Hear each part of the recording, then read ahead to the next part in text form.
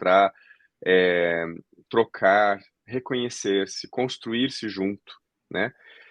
Então, é isso que a gente perdeu com o tempo, porque quando a gente se junta para fazer algo, para questões alcoólicas, né? Um alcoólico é um grupo de homens com adição, um grupo de homens para construir um empreendimento, é um grupo de homens para treinamento, enfim, olhando para o nosso mundo E você masculino, né? vê o fenômeno da toxicidade de uma masculinidade que tem que, por algum motivo, externalizar, como você estava falando, muito mais do que vivenciar, experienciar. Você tem os hooligans, que são aqueles times de Hum, futebol, torcidas que acabam se organizando e fazem baderna, vandalismo muitas vezes. Você tem gangues, que a maioria delas são feitas só por homens, né? hum, Quer dizer, esses hum. agrupamentos ao redor de uma masculinidade que tá fazendo excessivamente algo agressivo, violento, versus se construir, se conhecer, né? O Hum. que você tem a dizer sobre isso? Perfeito, Fred, que esses são, eu vou falar um pouquinho mais depois, mas são pseudo-ritos de passagem que a gente vive quando a gente está em grupos como esses. São ritos de passagem que são falsos. Eu já estou trazendo um elemento que é rito de passagem, né? Que é Isso, uma visão fantástico. mais tradicional, ancestral, né? De, é, de uma forma, uma tecnologia, eu vou chamar aqui, de ampliação da nossa consciência e uma tecnologia social também, de papéis sociais, de organização social e também de organização psíquica, uma tecnologia psíquica também, né? Eu consigo entender de muitos níveis esse termo rito de passagem. Uhum. Isso vem das tradições nativas, normalmente das terras, né? Como as pessoas indígenas normalmente lidavam com a terra, entendiam ciclos e movimentos e propunham, dentro dos tempos da vida das pessoas, momentos em que elas passavam, como assim, a criança deixa de ser criança e se torna um menino. O menino deixa de ser menino e se torna homem. E parece um pouco duro, né? Mas é importante porque ajuda a nossa psique a se organizar em direção a estou me tornando algo novo. Então aquilo que eu era, não é que eu vou deixar de ser, mas eu posso me desapegar, desconstruir, porque eu já construí outras coisas no lugar, que nem a cobra que troca de pele. Isso. Se ela fica lá naquela mesma pele, ela fica apertada e ela fica desfuncional. Então, quando a Uhum. gente não troca a nossa pele, a gente vai ficando disfuncional na nossa vida. Não é que a gente fica infantil, a gente fica imaturo, né? Sim. A gente fica incapaz de poder lidar com uma nova fase. Então, o rito de passagem ele tem essa característica, né? Normalmente, ele é uma encenação dramática dentro das tradições, né? E que faz com que crie um momento de morte e renascimento. Aquilo que é antigo morreu e aquilo que vai vir é novo, né? É Perfeito. algo e nesse outro lado tem pessoas que vão acolher, tem uma comunidade que vai acolher para poder instruir e acolher aquele ser nessa nova etapa de vida. Então é muito simbólico e muito significativo esse termo, né? Uhum. Então, quando tá falando dos hooligans, né, como estava falando das gangues, é, eles criam esse contexto, né, de agora você vai entrar aqui, mas o aqui não é um aqui que está amadurecido. Muitas vezes é Exato. um aqui adoecido, apegado ainda a dores, sofrimentos, a questões imaturas, né? E o pseudo de passagem às vezes pode ser, você tem que roubar alguma coisa, você tem que usar uma droga, Uhum. você tem que fazer alguma arruaça. E isso não amadurece esse indivíduo psicologicamente. Ele muitas vezes fragiliza esse indivíduo Exato. psicologicamente, emocionalmente, né? Mas ele sente que ele conseguiu descolar de uma história passada e entrar em um novo momento. E de Só uma que, certa forma ele acaba pertencendo a um grupo que talvez pela primeira vez ele está se identificando com outros homens, mesmo que numa ótica, né, num espectro um pouco violento, agressivo e meio negativo, perfeito. né? É da nossa natureza humana ser gregário. A gente gosta de se conectar com as pessoas, com uns com os outros, né? Exato. E faz parte do processo da adolescência, né, natural do nosso desenvolvimento, que a gente vai se desconectando dos primeiros modelos, pai, mãe, família, e começa a buscar outros modelos dentro da nossa comunidade que a gente possa se nutrir e expandir o nosso horizonte. Perfeito. Só que a questão é como isso é feito, né, Fred? E Exato. que contextos a gente está se expandindo, percebe até quão consciente, quão saudável é aquilo para nós. Exato. Eu Como acho que você até falou, às nesse vezes. ponto, Volney, a própria maçonaria que o seu pai ingressou quando você era pequeno, entende muito bem a importância desses ritos, dessas cerimônias, né? E eu acho que é interessante como que elas talvez ecoam dentro de você a partir de você ser filho do seu pai também, né? Uhum. E Sim, sim. levar essa Uhum. importância adiante para os grupos de homens, né? Sim. Para mim, eu também entrei em um momento na Ordem Demolay, que é uma ordem paramaçônica, né? Ordem Como é que é? Demolay. Tá. Demolay. Aham. É uma ordem Nossa, não vou nem me paramaçônica. atrever a escrever Não. aqui, eu vou achar no Google. Enfim, é uma ordem de jovens, né? Tá, É pré-paramaçônica, ou seja, é dos 12 aos 21 anos, na época, pelo menos. E tá. lá também tem toda essa construção de valores, ideais e éticas, né? Para conduzir uma juventude numa consciência mais é, ética, mais expandida, né?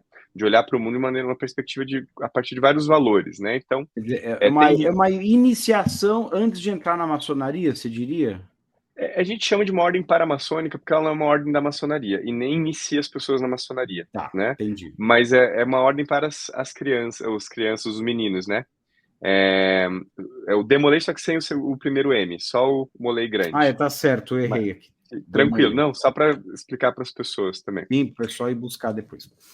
Então isso sim me marcou, né? Eu vi aquele movimento, mas dentro da maçonaria, dentro da ordem Demolay, né?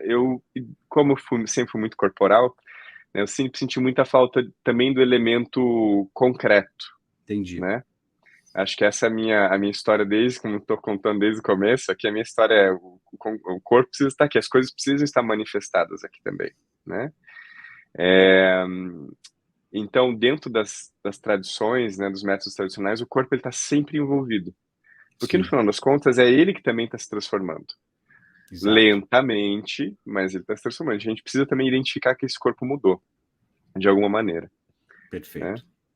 Tá, legal. Então, eu acho que com certeza me levou ao grupo de homens, né? Quando tinha essa proposta, eu falei, é isso que eu estou sentindo necessidade de também transitar de um momento meu de vida para outro. Então, eu tinha acabado de me formar, estava um adulto já funcional, indo para a minha vida profissional. E, ao mesmo tempo, né, Fred, identificando que eu não estava satisfeito com a relação que eu tinha com os homens. Uhum, Né? Eu não estava, e comigo mesmo, no final das contas, né? Porque eu também sou uhum. um homem. Então, Sim, claro. se eu não consigo me relacionar com os outros homens de uma maneira consciente, enfim, isso está refletindo de como eu me relaciono comigo. Né? Exato. E, então, naquele momento, essa busca foi: eu preciso, tem coisas aqui para eu curar dentro de mim, tem coisas aqui que eu preciso olhar, que eu preciso olhar nos homens, inclusive entender mais de nós, como nós somos, porque nessa perspectiva, eu e eles, eu estou me apartando, né? A gente já está apartado. Então, somos Exato. nós, homens, Exato. como a gente vive. Então, foi muito, muito forte para mim poder viver esse processo. Acho que hoje eu digo que é um dos processos mais intensos que eu vivi na minha vida, terapêuticos também. Terapêutico porque tem meditações, normalmente esses grupos de homens a gente tem provocadores, né, para nos ajudar a explorar campos da masculinidade, de Perfeito. ser, de ser em primeiro lugar, né? E a partir daí eu tenho caminhado, né, Fred, há 13, 14 anos, vai fazer 14 anos esse ano, em grupo de homens, virei facilitador de um trabalho de homens, de um movimento. Também tem outros trabalhos que se voltam para as masculinidades, que é o que, né, até tenho trazido aqui essa crise das masculinidades, né? Uhum. Das Ou da, masculinidades no plural, né? não, assim, eu acho que é a crise da masculinidade, mas daí eu justamente eu coloco os plurais aqui, porque talvez a crise seja a respeito disso, Uhum. sobre a gente colocar num lugar só toda a potência de ser homem, né? E talvez isso seja muito crítico mesmo. Exato, exato. Eu acho que também para situar a gente no tempo, Uhum. antes de mencionar de situar no tempo, eu queria só trazer dois títulos que você me apresentou, que eu adorei, que são livros que relatam de maneira parabólica, mitológica, essa jornada do menino que se torna Uhum. homem. E um deles foi do Robert Bly, João de Ferro, né? Uhum. Uhum. E enquanto eu escrevo aqui, você podia dar só uma pincelada nele e a importância dele? Ótimo. Acho que a primeira cena desse livro, ela é muito impactante. Na verdade, é um conto, né? Um conto, acho que alemão, eu não lembro daquela região. E é um conto que fala sobre um lugar na floresta em que os cachorros sumiam. E que depois todo mundo que ia lá, os caçadores sumiam e tal. Então eles mandaram daí um monte de gente, um monte de caçadores para ir lá ver o que acontecia. Porque um conseguiu fugir e dizer, tem um homem lá, um homem enferrujado, né, um homem todo vermelho, né, que tá trazendo, tá roubando, né, tá comendo essas pessoas. E eles conseguiram ir lá e prender o tal do João de Ferro. E prenderam ele dentro de uma cela no castelo. E o príncipe, o filho do rei e da rainha, estava brincando um dia perto daquela cela com a bola dourada dele. E a bola dourada dele cai dentro da Da cela. jaula. E o João de Ferro, da jaula, né? E o João de Ferro pega aquela bola e fala: eu só devolvo ela se você abrir a minha porta. E o menino fala: nossa, mas eu não tenho como abrir essa porta. Eu não posso, né? Meus pais te trancaram aí e tudo mais, né? E daí ele fala: não, eu preciso que você abra, porque senão eu te devolvo a bola dourada, né? Que é um símbolo muito, muito específico do self, da nossa consciência de ser, né? Nosso ser espiritual, inclusive.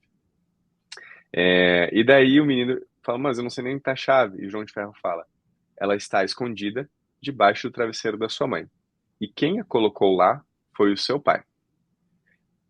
Essa trama psicológica ela é muito rica, porque ela fala da história de todos nós homens. E o menino não podia pedir para a mãe dele, nem para o pai, pai, me dá a chave, mãe, me dá a chave, porque se ele pedisse, os pais vão falar não, né? Iam dar uma bronca dele que ele perdeu a bola dele e deixou, provavelmente, entrar lá dentro, né? Então, o menino tem que roubar essa chave debaixo do travesseiro da mãe. Olha que simbólico isso, né, Fred? Quando nós, homens, temos que fazer alguma coisa que nos tira do mundo materno e nos coloca responsáveis pelas nossas atitudes e ações, para que a gente possa resgatar algo que é muito importante para a gente, né? E não é o nosso pai que vai nos dar, é ele que tinha a chave. Ou seja, ele é o modelo, ele é a referência, mas ele guardou, deixou sob os cuidados da mãe. Dentro da nossa cultura, da nossa tradição, isso acontece muito, né? A gente fala, o menino tá na barra da saia da mãe, né? Uhum. E então, resumindo, o menino pega a chave, rouba, abre a porta e o João de Ferro cata a bola e cata o menino e sai correndo pro meio da floresta. E daí lá começa toda a jornada desse menino com o João de Ferro. O rito de Que o João passagem, né? Isso é o rito de passagem. Ele foi pego, o corpo dele foi levado de um estado, que é o castelo, protegido, organizado, com mãe e pai, dentro de ordem, uma hierarquia em que ele é um príncipe, uma criança. E ele é levado para um campo da natureza, por um ser natural, a gente chama não um homem selvagem, um homem natural, junto com a sua bola dourada, e é levado para esse outro ambiente. Então, é um rito de passagem que acontece aí, né? E daí esse menino, a partir dali, ele vai tendo muitas experiências de vida, de trocas com o João de Ferro, que ele vai dando tarefas, vai dando orientações para o menino, e ele vai entendendo mais sobre quem é ser ele, como é ser ele. Até que na história ele vai para outro castelo, aprende coisas em outro reino, ou seja, vai ainda para outro reino. Ele tem que sair mesmo do reino de que ele era um menino, um príncipe de ouro, né? E ele vai se tornar um ser, um indivíduo que começa lá no porão e vai se desenvolvendo. Todo aquele estágio de desenvolvimento é um desenvolvimento psíquico, né, que aparece no livro. Até que ele se apresenta de novo no final, né, para Castelo e fala: aqui estou eu, mas não aqui mais como seu filho, pai, né, não mais como príncipe. Agora eu sou um ser inteiro. Então, resumindo a história de João de Isso. Ferro, não é um spoiler porque o spoiler é ler mesmo o negócio, né, porque é fantástico a leitura. O Robert Bly é um poeta e muito Sim, é competente lindo mesmo. né, nesse caminho.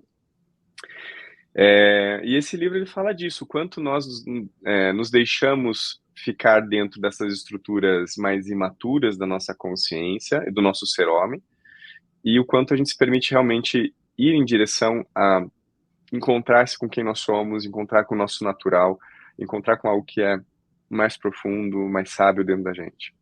Então, quer dizer, ele se apresenta de volta no Castelo dos Pais, no fim do livro, como um ser individuado, consciente, de posse da sua bola de ouro ali em manifestação plena. perfeito, que a bola de ouro deixa de ser uma bola, se torna os cabelos dele, ou seja, é aquilo que ele tem em essência. Ele não precisa ter alguma coisa fora, agora ele é Muito lindo, essa... gente. Vale a pena ler, vale a pena se aprofundar. A gente quis dar um gostinho aqui só. No próximo Perfeito. gostinho, que tem muito a ver com essa evolução do masculino saudável,